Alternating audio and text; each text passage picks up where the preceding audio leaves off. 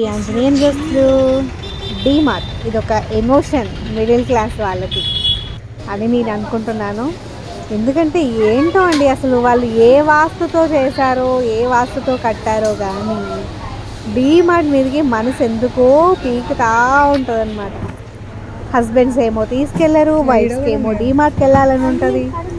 వాళ్ళు ఎందుకు తీసుకెళ్లరు అంటే బిల్లు ఎక్కువ చేస్తారనేది ఒక రీజన్ అయితే, టైం వేస్ట్ పనులు ఎక్కువ చేస్తారని ఇంకో రీజన్.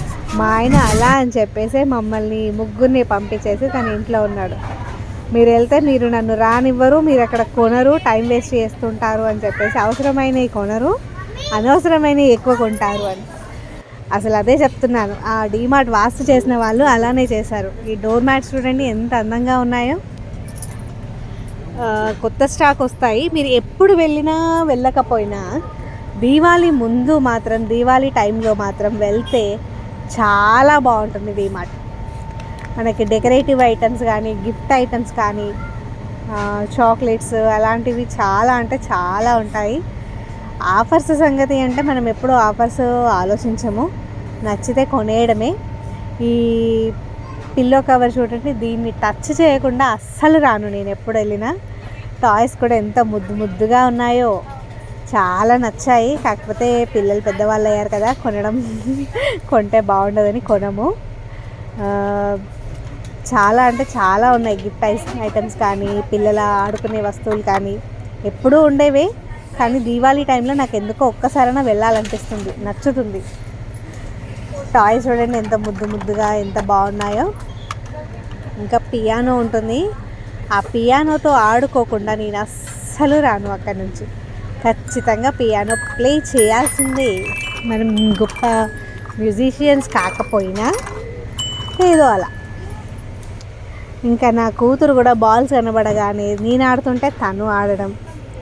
అందుకే మా ఆయన అసలు మీతో రాను అని చెప్పేసి తన ఇంటి దగ్గరే ఉండిపోతాడు. ఎప్పుడైనా వెళ్తే మీరు వెళ్ళండి, నేనైతే రాను అంటాడు. యాక్చువల్గా కార్డు తను లిమిట్ సెట్ చేసి ఇచ్చాడనమాట. అది లాస్ట్లో చెప్తాను, తను లిమిట్ సెట్ చేసింది ఏమైందనేది. బాల్తో చూడండి ఎంత బాగా ఆడుతుంది, మళ్ళీ సిగ్గుపడుతుంది. మీకు విషయం తెలుసా, ఏ రిలేషన్ అయినా, ఫ్రెండ్స్ కానీ లేదంటే ఇంకెవరైనా ఒక ఇద్దరు ముగ్గురు అమ్మాయిలు కలిస్తే చాలా అల్లరి చేస్తారు. కానీ తల్లి కూతుళ్ళు అల్లరి చేయడం మాత్రం మా ఇంట్లో మేము ముగ్గురం కలిస్తే మాత్రం ఇంకా ఊరుకునేలే, ఇక రచ్చే అక్కడ. ఫ్లవర్స్ చూడండి ఎంత బాగున్నాయో, నాకైతే చాలా నచ్చాయి, తెచ్చుకోవాలనిపించింది. కాకపోతే బడ్జెట్ మనసులో పెట్టేసుకొని ఊరుకున్నాను. మా పాపకి చాక్లెట్స్ కావాలంట. అలా పప్పకి కాల్స్ చేయడం, ఫొటోస్ పెట్టడం, ఇది తీసుకుంటా అది తీసుకుంటా అని. బిల్లింగ్ సెక్షన్ దగ్గర కూడా చూడండి చాలా జనాలు ఉన్నారు. కానీ మనకి త్వరగానే అయిపోయింది. బిల్లు మాత్రం 8,000 చేంజ్, మూత మోగిపోయింది. ఇది బయట ఐస్ క్రీమ్ అండ్ పాప్కార్న్ది. ఇక్కడ మనకి ఐస్ క్రీమ్ దొరకడం మాత్రం మన అదృష్టం అనే చెప్పాలి. ఎందుకంటే ఐస్ క్రీమ్ ఉన్నప్పుడు జనాలు ఎక్కువ ఉంటారు, జనాలు తక్కువ ఉన్నప్పుడు ఐస్ క్రీమ్ ఉంటుంది. సో లక్కీగా ఈసారి దొరికింది.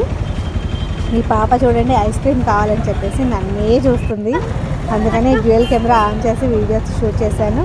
ఈ పాప ఇంకో పాప, మా చిన్న రాక్షసి మాత్రం చిన్నపిల్లలు కనిపిస్తే ఖచ్చితంగా ఎత్తుకోవాల్సింది.